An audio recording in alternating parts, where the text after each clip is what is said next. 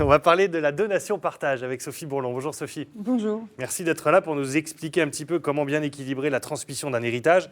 La donation-partage, c'est le moyen le plus classique, le plus courant et le plus simple, entre guillemets, pour transmettre le patrimoine ou l'héritage de parents aux enfants, on va dire. C'est tout à fait ça. Ça permet du vivant des parents, qu'on va appeler les donateurs, de transmettre une partie ou la totalité de leur patrimoine au profit de leurs enfants. Comme c'est la plus simple et la plus classique, est-ce qu'elle est facile à réaliser, on va dire? Est-ce qu'elle est évidente à réaliser? Est-ce qu'on va automatiquement vers une donation-partage? Alors, on va vers une donation-partage quand il y a plusieurs enfants. Ça paraît évident, mais quand il y a un seul enfant, on est dans le cadre d'une donation. Donation-partage, ça suppose effectivement on donne et on partage, donc entre plusieurs enfants. Alors, le principe, effectivement, oui, c'est l'acte le plus fréquent. C'est l'acte à conseiller. Ça permet effectivement une transmission en douceur, en discutant avec eux, en leur attribuant les biens qu'ils souhaitent, plutôt que ce soit éventuellement les disputes au décès des parents. Oui. Une fois que le décès des parents est constaté, on ne revient plus sur ce qui a été décidé, c'est acté. Ah non, alors voilà, c'est le gros avantage de la donation-partage, c'est que les biens sont donnés, on ne revient pas sur ce qui a été fait, à condition que tous les enfants interviennent à la donation-partage, les valeurs retenues seront celles de la donation-partage. On ne réévalue pas à la date du décès.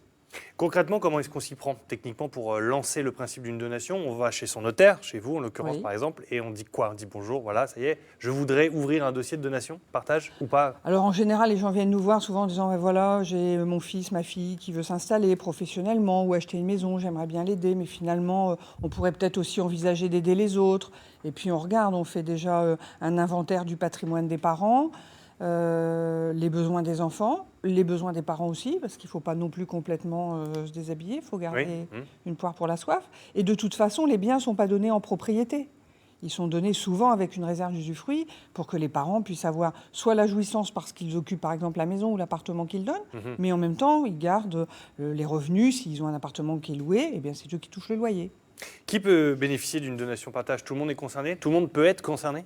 Alors, tous les héritiers. Donc évidemment, on va penser aux enfants, mais pas seulement. Si vous prenez une personne qui n'a pas d'enfants, ça peut être ses frères et sœurs. Et puis ça peut être aussi des petits-enfants, c'est-à-dire on peut sauter une génération. L'enfant peut dire, mais voilà, moi finalement, compte tenu de mon âge, de ma situation, je n'ai pas particulièrement besoin. Par contre, mes enfants, oui, ils arrivent à un âge où ils ont besoin. Et à ce moment-là, on va sauter une génération et on va appeler ça la donation transgénérationnelle. Est-ce que la donation-partage peut et doit être égalitaire? Ou est-ce qu'elle peut être au libre arbitre de celui qui organise ou celle qui organise cette donation? Elle peut être inégalitaire. Ce n'est pas forcément la meilleure solution. Pourquoi? D'abord parce qu'il va falloir refaire les comptes.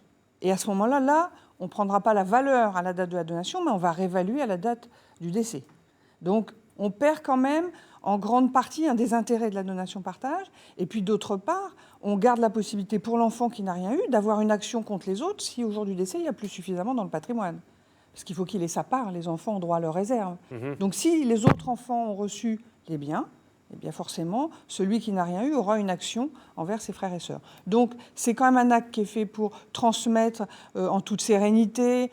On n'arrive pas forcément à la sérénité si on est dans le cadre d'une donation partage inégalitaire, mais elle peut parfois se justifier. Est-ce que donation, partage ou pas partage, peu importe, mais est-ce que donation, ça implique transmission de biens ou uniquement transmission financière, d'argent? C'est les deux. Finalement, une donation-partage peut comprendre tous les biens qui existent. On parle de biens immeubles qui sont les appartements, maisons, les terrains, mais ça peut être aussi un portefeuille de titres, un compte en banque. Tout est possible. Vraiment, c'est vraiment tous les biens qui appartiennent aux donateurs. D'accord. Pour terminer, pour vous, quels sont les peut-être 2-3 avantages à retenir de cette donation par rapport aux autres types de transmission? C'est-à-dire que souvent, les personnes envisagent les choses de manière un petit peu hachée. Un enfant a besoin, on fait une donation à l'un. L'autre, plus tard, a besoin, on fait une donation à l'autre. Alors, c'est mieux quand même à un moment de tout regrouper et de faire une donation partage pour l'ensemble, puisque ça fige les valeurs à la date de la donation et on ne revient pas sur ces valeurs, parce que cette réévaluation, c'est toujours une source de difficulté. Donc je pense qu'effectivement, à l'approche de la soixantaine, c'est une question qu'il faut se poser. Avant, c'est la phase de constitution du patrimoine, et puis après, on arrive à la phase de transmission. Au moins faire un petit bilan et puis se poser la question de savoir ce qu'on peut faire. Est-ce que c'est utile? Parfois, ça ne l'est pas. Et puis, ça se construit sur le temps aussi. Ça ne se fait Exactement. pas en un seul ou non, deux rendez-vous. Pas dans la hâte. On prend le temps de la réflexion et puis on en discute avec les enfants aussi. Très bien. C'est un projet familial.